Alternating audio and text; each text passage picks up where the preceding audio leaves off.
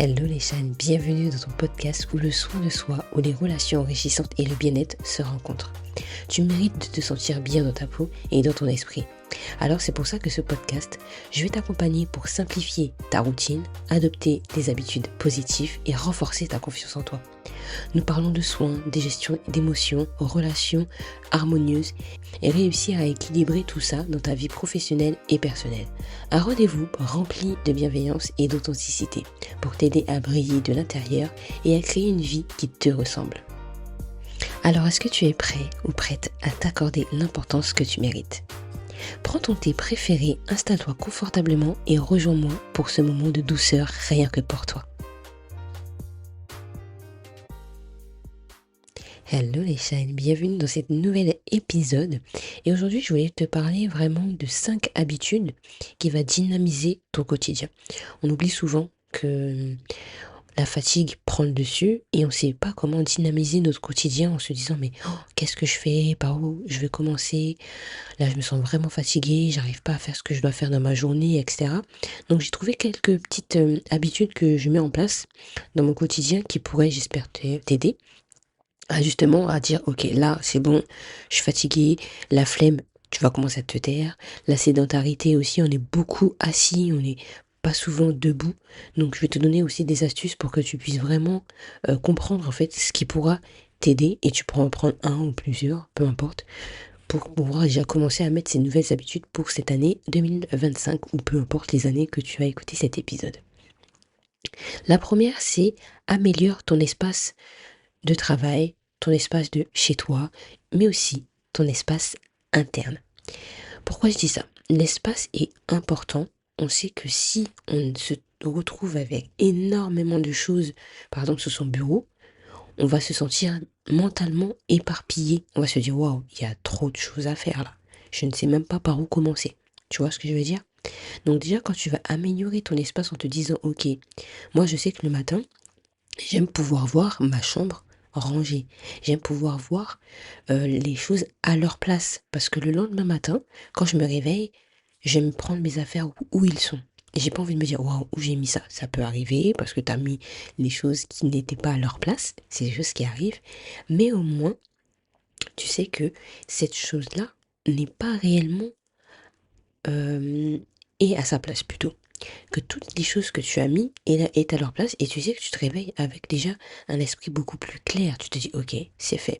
Il y a des personnes par exemple, ils vont préparer leur tasse, leur leur petit déjeuner entre guillemets sur leur table, sans mettre peut-être le lait, etc. Mais tu comprends, juste la tasse, juste le plateau, enfin voilà, pour que le lendemain matin, ils soient déjà prêts et il y a juste à prendre le lait ou le thé ou voilà, pour que justement ils mettent au micro-ondes et c'est tout. Ils se prennent pas la tête de savoir où est ça.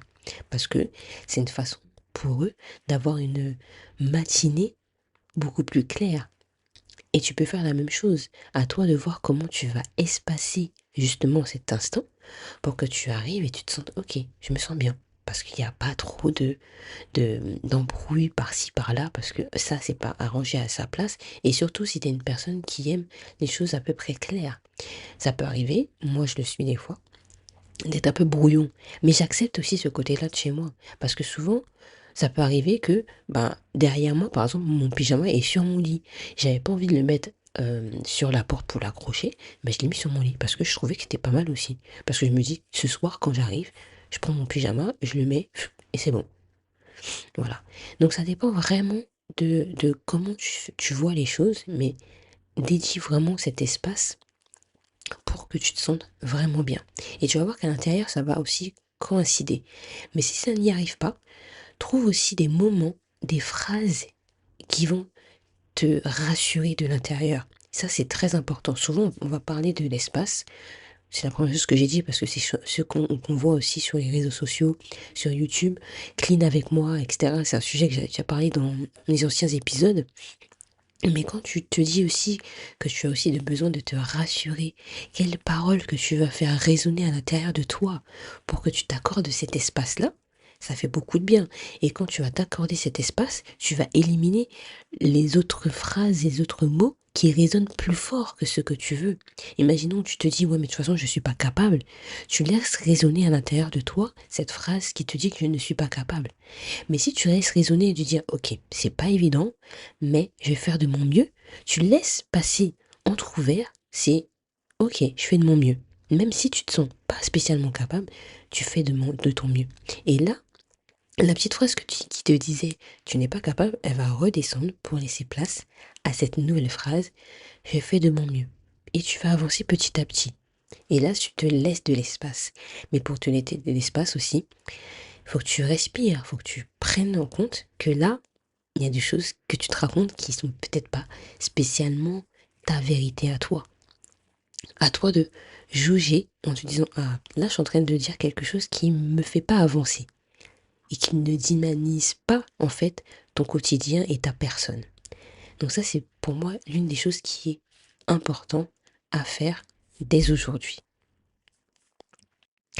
La deuxième habitude pour moi qui est tout aussi importante pour dynamiser ton quotidien, c'est de te lever régulièrement. Aujourd'hui, nous sommes des personnes sédentaires en général, mais si tu te lèves pas régulièrement, ton corps va pas comprendre qu'en fait, il peut être en mouvement au quotidien. Il va se dire, ouais, bon, de toute façon, voilà, il va se mettre à l'aise en fait, il va se mettre trop à l'aise. Ça veut dire que pour lui, il doit s'asseoir tout le temps. Pour lui, il doit être allongé tout le temps, affalé sur son canapé. Mais ça, en fait, ça ne t'aide pas à dynamiser ton corps. Ça t'aide juste pour dormir, pour faire une sieste, pour voir que tu as fait un maximum de choses et à la fin, te dire, ok, là, j'ai le droit à ce petit repos. Mais vraiment, quand je te dis lève-toi régulièrement, c'est comme si tu es une voiture. Une voiture, on sait que quand c'est l'hiver, tu la laisses pendant plusieurs semaines et en plus il fait hyper froid, tu auras du mal à la faire démarrer.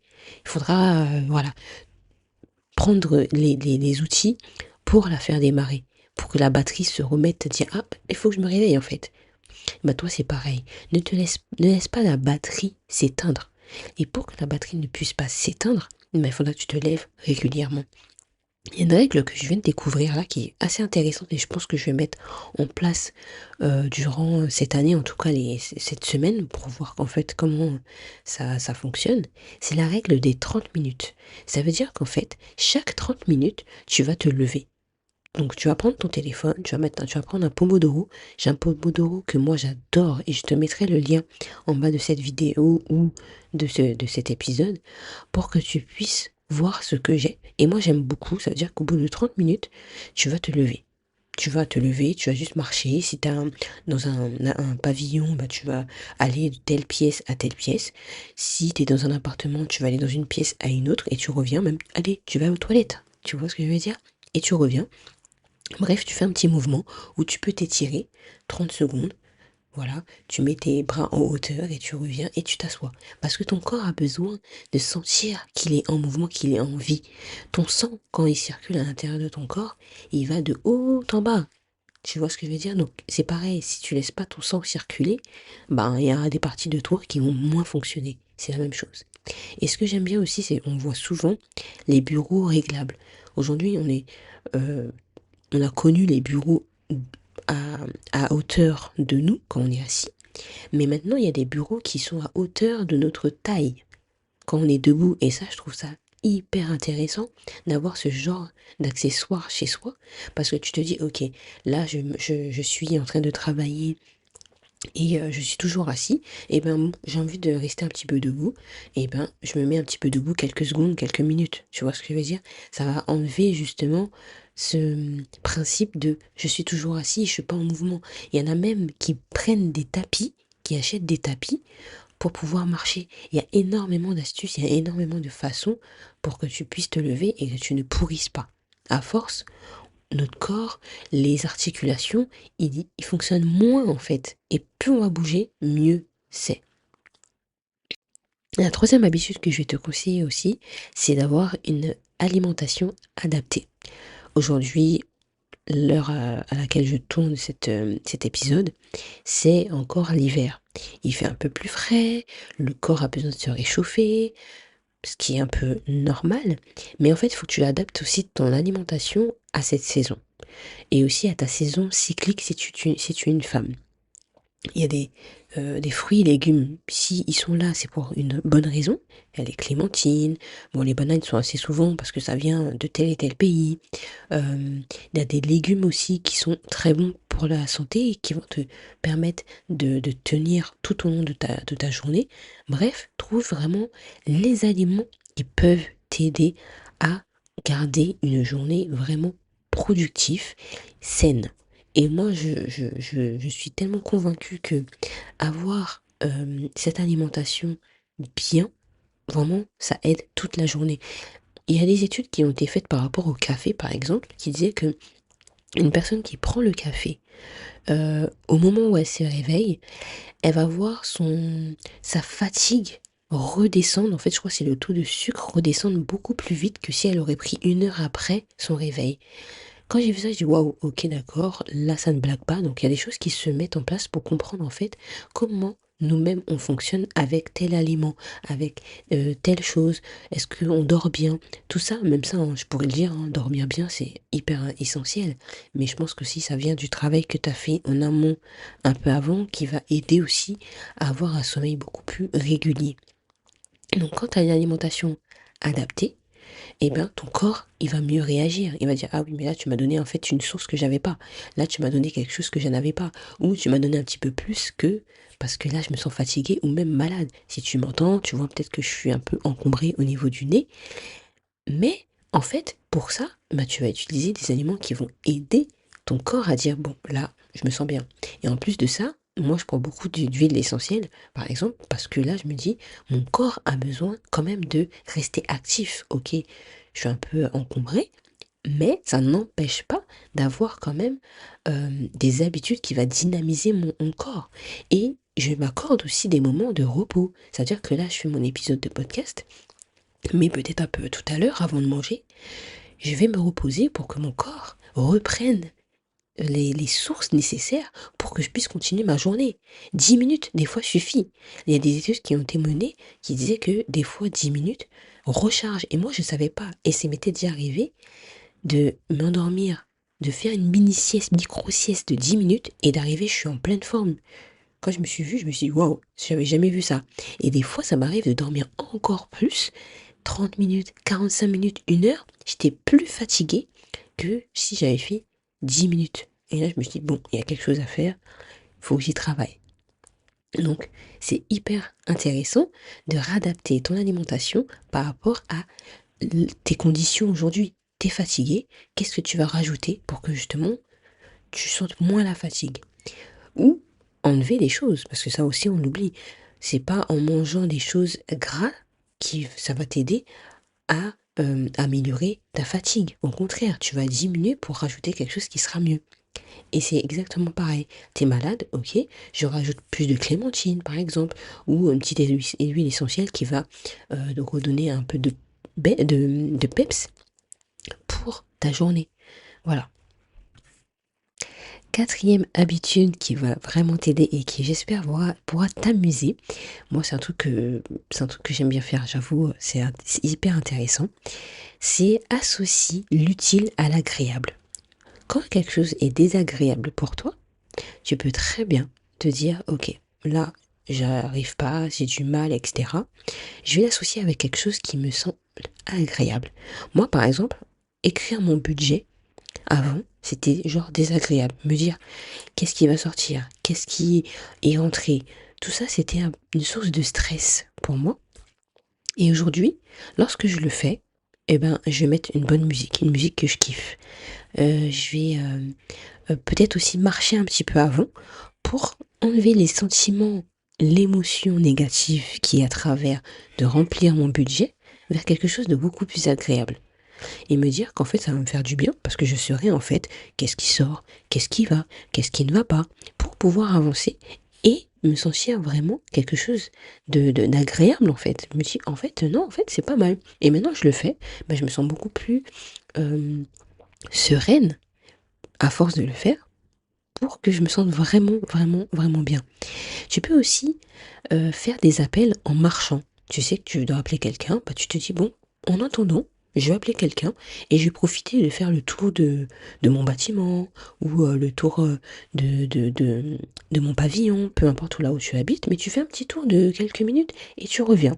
Comme ça, tu sais que tu auras atteint certains pas, des fois que tu fais. Donc ça revient un peu à tout à l'heure de bouger, de se lever régulièrement. Mais là, tu vas encore plus bouger. Parce que là, tu vas pouvoir kiffer et regarder un petit peu ce qui est autour de toi et appeler quelqu'un et prendre de ses nouvelles aussi. Donc vraiment, je trouve que c'est hyper intéressant. Ce que je fais aussi, c'est parfois, je vais jouer et pendant que je vais jouer, je vais écouter un podcast ou je vais lire un livre. Enfin lire, écouter un livre plutôt. Donc et je trouve que c'est hyper intéressant parce que je me détends et en même temps, j'écoute quelque chose de utile pour moi. Et je trouve ça hyper classe. Enfin, moi, je trouve que c'est trop bien. Ça m'arrive aussi des fois de lire et de mettre une petite musique douce derrière. Comme si j'étais dans un petit café, comme si j'étais dans un Starbucks, mais c'est mon Starbucks à moi, tu vois. Peut-être que tu n'aimes pas spécialement lire. Trouve quelque chose, une activité qui est à côté, qui te permettrait de lire un petit peu. Ça peut être une petite bougie, quelque chose qui te semble agréable en même temps de le faire. Et moi, je trouve que c'est trop bien. Donc vraiment, trouve des petites choses comme ça qui vont te motiver à faire. Moi, je sais que j'aime bien faire les rollers. Et même quand je me dis je mets les rollers, et ben je le fais par exemple en travaillant. J'avais fait une petite vidéo, je crois que je l'avais postée, je sais plus. Et je me suis dit ok, ben je suis en train de travailler et quand je me mets debout, j'ai mes rouleurs, donc je vais faire une petite balade de chez moi et je reviens, je m'assois. Voilà où je fais un petit pas. J'avais appris un petit pas, paf, je le fais en même temps. Parce que ça me permet de dire, ok, je suis en train d'apprendre à faire des rouleurs et en même temps je bosse. Tu vois, je rends l'utile à l'agréable et en même temps je kiffe ce petit moment. On a le droit de kiffer, on a le droit d'apprécier des choses qui vont nous faire grandir et nous faire avancer dans la vie. Donc vraiment, c'est tout simple mais bien.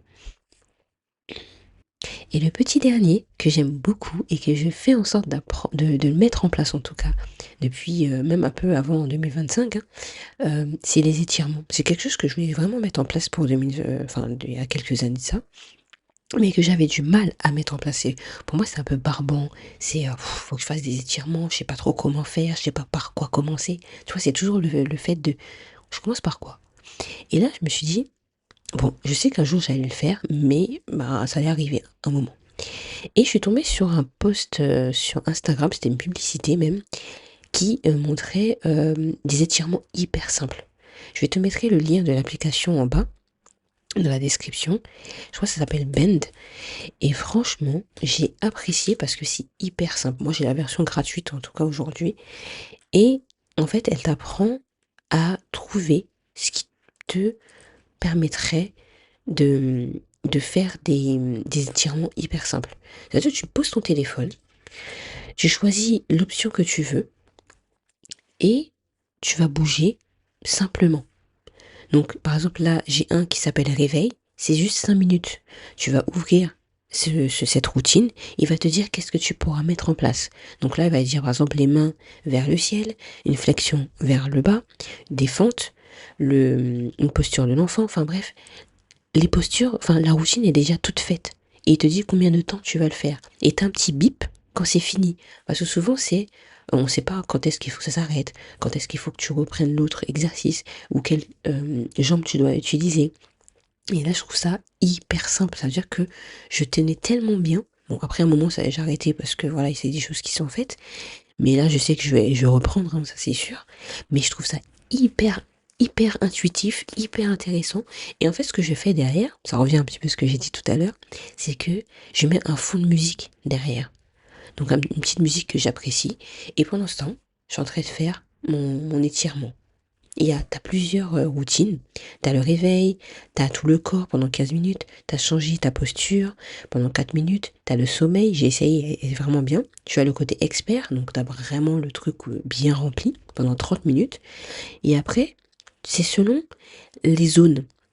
Par exemple, moi qui je sais que j'aime bien faire du sport, ben à ce moment-là, je me dis, bon, j'ai peut-être mal, là par exemple, j'ai mal un petit peu au niveau des épaules, parce que je vais travailler les épaules dernièrement.